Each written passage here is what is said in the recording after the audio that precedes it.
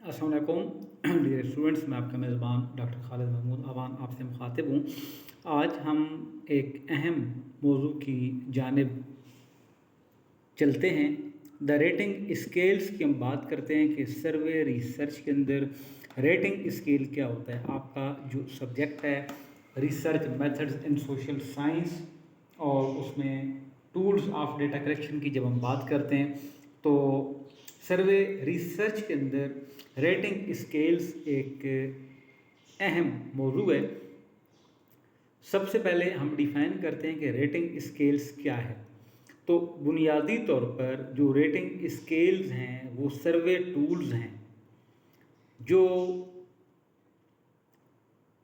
आप इस्तेमाल करते हैं रिसर्च के अंदर, और लोगों के जो एटीट्यूड्स हैं, आपके जो रिस्पोंडेंट्स हैं उनके एटीट्यूड्स, उनकी ओपिनियन या उनके एट्रीब्यूट्स हासिल करने के लिए आप मुतअद्दिद जो है रेटिंग स्केल्स यूज़ करते हैं।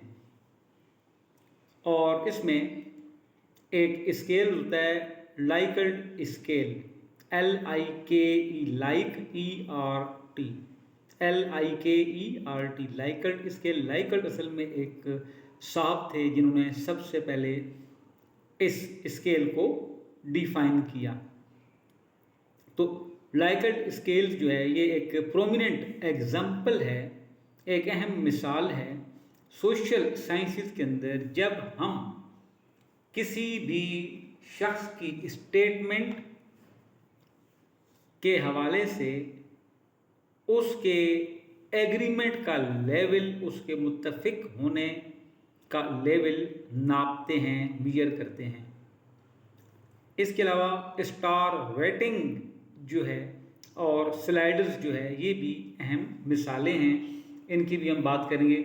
लेकिन जो लाइकल्ट स्केल्स हैं वो इस्तेमाल होते हैं मुतअद्दिद स्टेटमेंट्स में, जहां हम रेस्पॉन्स देने वालों की ओपिनियन को रिकॉर्ड करते हैं, और आम तौर पर ये 5 या 7 पॉइंट पर मुश्तमिल होता है। आप पढ़ते होंगे कहीं कोई स्टेटमेंट होती है, उसमें आपसे पूछा जाता है कि आप स्ट्रांगली डिसएग्री हैं या स्ट्रांगली एग्री हैं। तो इसमें दो चीज़ें हैं, एक एग्री और एक डिसएग्री। और जब हम इसके 5 दर्जे बनाते हैं तो हम एग्री के भी 2 दर्जे बनाते हैं और डिसएग्री के भी 2 दर्जे बनाते हैं। मिसाल के तौर पर हम कहते हैं कि आप स्ट्रांगली डिसएग्री हैं या डिसएग्री हैं। इसी तरह आप स्ट्रांगली एग्री हैं या एग्री हैं, या आप न्यूट्रल हैं।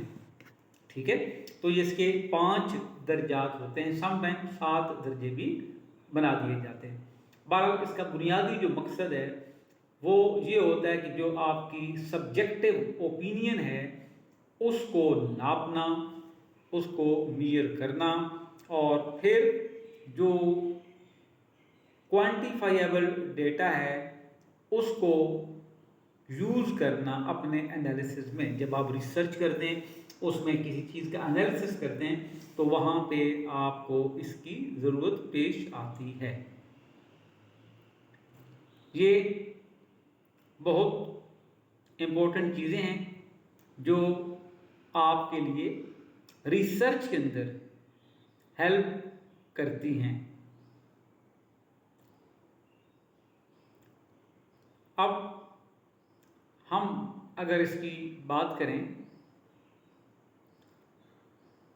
तो जो भी रिसर्चर होता है वो इसको बड़े ध्यान से यूज़ करता है, बहुत अहमियत के साथ इसको यूज़ करता है। इसमें होता क्या है कि अगर आप लाइकल्ट स्केल्स की बात करें, उसकी एग्जाम्पल दें सोशल साइंसेस के अंदर, तो हम ये कहते हैं कि सर्वे के अंदर आपके जो क्वेश्चंस होते हैं, ठीक है, उन क्वेश्चंस को आप जब लोगों से पूछते हैं तो उनका सेटिस्फेक्शन लेवल मालूम करते हैं अक्सर औकात। मिसाल के तौर पर मैं आपको एग्जांपल देके समझाता हूँ बड़े आसान तरीके से। आप एक सर्वे करते हैं और आप देखते हैं कि आपके शहर का ट्रांसपोर्ट सिस्टम कैसा है। आप लोगों से एक स्टेटमेंट लेते हैं ट्रांसपोर्टेशन सिस्टम के हवाले से कि वो कितने सेटिस्फाई हैं। तो इसमें सबसे पहले आपकी स्टेटमेंट होगी, फिर उसके लिए ऑप्शन होंगे कि रिस्पांस ऑप्शन आपके पास क्या है। आप स्टेटमेंट देंगे the public transportation system in my city is efficient and reliable. अगर आप इसको उर्दू में लिखेंगे तो आप कहेंगे कि जो पब्लिक ट्रांसपोर्ट सिस्टम है मेरे शहर में वो बहुत मुफीद और दुरुस्त है, काबिल भरोसा है। अब मुख्तलिफ लोगों से आप जब पूछेंगे तो आप इसकी रेटिंग दे देते हैं। उसका फ़ायदा क्या होता है कि आपका जो क्वालिटेटिव डेटा है वो क्वांटिटेटिव डेटा के अंदर कन्वर्ट हो जाता है। लोगों का जो सेटिस्फेक्शन लेवल है वो अल्फाज में बयान करेंगे तो बहुत हैवी हो जाएगा। आप उनको स्टेटमेंट के अंदर रिकॉर्ड कर लेंगे, स्केल दे देंगे तो ये बहुत इजी हो जाएगा। मिसाल के तौर पर आप उनसे पूछेंगे जी आपके शहर के अंदर जो ट्रांसपोर्टेशन सिस्टम है वो बहुत एफिशिएंट और रिलायबल है। तो 5 जवाब अगर आप देंगे उसको, तो पहला जवाब देंगे स्ट्रांगली डिसएग्री। वो बोलेगा बिल्कुल डिसएग्री हूं, है ही नहीं, ट्रांसपोर्टेशन सिस्टम बेहतर है ही नहीं, तो स्ट्रांगली डिसएग्री हो जाएगा। या वो कम डिसएग्री होगा, सिर्फ डिसएग्री होगा, वो बंदा बोलेगा हाँ जी मैं डिसएग्री हूं। तो आपका पहला पॉइंट क्या होगा, स्केल स्ट्रांगली डिसएग्री, और दूसरा डिसएग्री। फिर आपका तीसरा स्केल होगा न्यूट्रल, यानी ना तो ये बहुत ज्यादा डिसएग्री है और ना ही एग्री है। इसके बाद चौथा ऑप्शन आप देंगे एग्री का। न्यूट्रल का मतलब है वो कुछ रिस्पॉन्स नहीं देता, ठीक है, ना वो एग्री है ना डिसएग्री है। चौथे नंबर पर आप देंगे एग्री कि हाँ जी सिस्टम ठीक है, और 5वें नंबर पे देंगे स्ट्रांगली एग्री, जिस तरह आपने शुरू में दिया था ना स्ट्रांगली डिसएग्री, एंड पे आएगा स्ट्रांगली एग्री। वो बोलो मैं बहुत मुतमईन हूं, बहुत अच्छा जी सिस्टम हमारे शहर में ट्रांसपोर्टेशन का। तो ये जो लाइकल्ट स्केल है इसमें इसकी जो नेचर की हम बात करें तो बायपोलर कहलाता है ये नेचर में। ये प्रेजेंट करता है रेंज ऑफ अपोजिंग सेंटिमेंट्स, यानी आपको जो मैंने अभी रेटिंग करके बताई इसमें 2 चीज़ें थी, एक एग्री और एक डिसएग्री, एक सही और एक गलत आपकी एक स्टेटमेंट थी ना। इसी तरह आप किसी हुकूमत की कारकर्दगी के बारे में एक स्टेटमेंट देते हैं, ठीक है, या ओपिनियन लेते हैं। स्टेटमेंट भी हो सकती है, ओपिनियन भी हो सकती है। अभी जो हमने आपको एक एग्जांपल दी थी वो क्या थी, स्टेटमेंट थी कि हमारे शहर का निज़ाम बहुत दुरुस्त है, ट्रैफिक का। आप कहते हैं जी, आप सवाल देते हैं आपकी मौजूदा हुकूमत की कारकर्दगी कैसी है। आपने अब उनकी ओपिनियन ले ली, स्टेटमेंट ले दी, ठीक है, ओपिनियन लिया आपने कि आपकी मौजूदा हुकूमत की कारकर्दगी कैसी है। अब इसमें आप 2 चीज़ें देंगे, एक अच्छी और एक बुरी, और फिर उसके 5 रेटिंग्स होंगी, अच्छी के भी 2 और बुरी के भी 2, और एक आपके पास न्यूट्रल होगा, ताकि कुछ लोग बोल देंगे हमें मालूम नहीं है कि हम हुकूमत में दिलचस्पी नहीं लेते, कि हम कोई जवाब नहीं देना चाहते, डरते हैं, या जी हमारी कोई राय नहीं है, या हम वोट नहीं देते, हमें किसी पार्टी से कोई ताल्लुक नहीं है, जाए, तो वो न्यूट्रल हो जाएगा। अच्छा, आपने कहा आपकी मौजूदा हुकूमत की कारकर्दगी कैसी। अब आपके पास जो 5 ऑप्शन बनेंगे, सबसे पहले आप लिखेंगे बहुत बुरी, वेरी बैड, ठीक है। दूसरे नंबर पर लिखेंगे बुरी, बहुत बुरी और बुरी। तीसरे नंबर पर न्यूट्रल, फिर चौथे नंबर पर अच्छी, गुड, और बहुत अच्छी, वेरी गुड। तो 5 कैटेगरी बन गई, 2 बुरी की और 2 अच्छी की। अच्छी में एक सादा अच्छी, एक बहुत अच्छी। इसी तरह बुरी में या खराब में एक खराब और एक बहुत खराब। तो ये आपने उनकी ओपिनियन ली। इसी ओपिनियन को आप स्टेटमेंट में भी चेंज कर सकते हैं। मौजूदा हुकूमत की कारकर्दगी बहुत आला है, आपने एक स्टेटमेंट दे दी, मौजूदा हुकूमत की कारकर्दगी बहुत आला है। अब वो स्ट्रांगली डिसएग्री या डिसएग्री, न्यूट्रल, इसी तरह एग्री या स्ट्रांगली एग्री, आपके 5 ऑप्शन बन जाएंगे। इसी स्टेटमेंट को आप यूं भी लिख सकते हैं, मौजूदा हुकूमत की कारकर्दगी इंतहाई खराब है। अब इस जुमले से भी कुछ लोग स्ट्रांगली डिसएग्री, कुछ डिसएग्री, कुछ न्यूट्रल, कुछ एग्री और कुछ स्ट्रांगली एग्री होंगे। तो ये होता है वो तरीका जिससे आप अपने रेस्पोंडेंट्स की राय लेते हैं, उनसे या कोई क्वेश्चन पूछ के अपने क्वेश्चनर के अंदर, और या फिर उनको स्टेटमेंट दे के कि वो उनसे एग्री हैं या डिसएग्री हैं। इसी तरह अगर इसके स्ट्रक्चर की बात करें तो ये आपको मैंने पहले एग्जांपल देके बता दिया है, स्ट्रक्चर, पर्पस और वेरिएशन, जिसकी हेडिंग्स बनती जाएंगी, ठीक है। तो स्ट्रक्चर की बात करें तो क्या होगा कि इसमें स्टेटमेंट हो सकती है, बयान हो सकता है या क्वेश्चन हो सकता है, और फिर उसके रिस्पॉन्स में आपको एक सीरीज ऑफ रेस्पॉन्स ऑप्शंस देना पड़ेगी। यानी जो आपके रेस्पोंडेंट्स हैं उनको रिस्पॉन्स देने के लिए ऑप्शंस का एक सिलसिला देना पड़ेगा, जो कि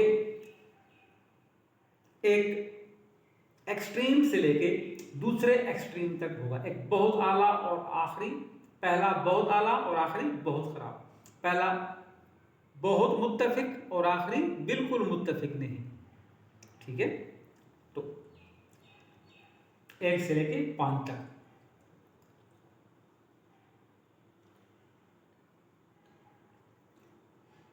अगर आपका पहला पॉइंट स्ट्रांगली डिसएग्री है तो आखिरी स्ट्रांगली एग्री होगा। पर्पस की अगर हम बात करें, मकसद की बात करें, तो ये जो रेटिंग स्केल है ये रिसर्चर को इस बात की इजाजत देता है, इस बात की सहूलत देता है कि वो अपने रेस्पोंडेंट्स की फीलिंग्स और उनका जो agreement of level of agreement है, यानी किसी खास मौजू पर जो इनका इत्तेफाक है, एग्रीमेंट है, उसका जो लेवल है उसको चेक करें, और उनकी जो ओपिनियंस हैं उनको एक शुमारियाती तजज़िये के तौर पर डेटा हासिल करने में शुमार कर सकें, ठीक है। स्टैटिस्टिकल डेटा जब आप लिखेंगे तो उसमें फिर आप वही लिखेंगे कि हमने 500 बंदों से सवालात पूछा हुकूमत की कारकर्दगी में, जिनमें से 200 लोग हुकूमत की कारकर्दगी से बहुत मुत्तफिक थे, जबकि 100 लोग जो थे वो सिर्फ मुत्तफिक थे कि ठीक है। 50 लोग न्यूट्रल थे, 70 लोग कारकर्दगी से मुतमईन नहीं थे और 80 लोग बिल्कुल ही गैर मुतमईन थे। तो इस तरह आपने वो 500 का नंबर पूरा करना होगा जितने लोगों से आपने इंटरव्यू किया, ठीक है। वेरिएशन की बात करें तो जब बहुत सारे आप उनसे बात करते हैं, जब आप उनको 5 पॉइंट्स देते हैं स्केल, तो लाइकेट स्केल्स जो हैं ये वेरी होते हैं नंबर ऑफ ओपिनियन में। कहीं आप 4 पॉइंट भी दे सकते हैं, ठीक है, कहीं आप 6 पॉइंट भी दे सकते हैं, 7 भी दे सकते हैं, ये डिपेंड करता है चॉइस के ऊपर।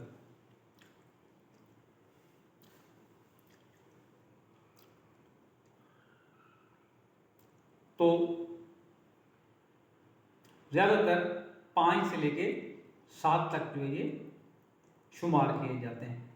तो ये एक वो अच्छा, इसी तरह स्टार स्केल भी होता है रेटिंग स्केल में। जैसे लाइकेट स्केल था, लाइकेट में क्या होता कि ये वो शख्स था लाइकेट जिसने 1932 में इस स्केल को सबसे पहले इम्प्लीमेंट किया रिसर्च के अंदर। अच्छा, स्टार स्केल्स जो होते हैं वो आपके पास स्टार रेटिंग जो है वो इस्तेमाल कहाँ होती है और कब होती है? वो ज़्यादातर इस्तेमाल होती है ऑनलाइन सर्विसेज के अंदर। कभी कभी आप व्हाट्सएप पे कॉल करते हैं तो आपको रेटिंग देता है। वो क्या बताता है? वो आपसे ये कहता है कि जी हाउ वाज योर ड्राइवर। आप उसके बाद 1 से लेके 5 तक स्टार बने होते हैं।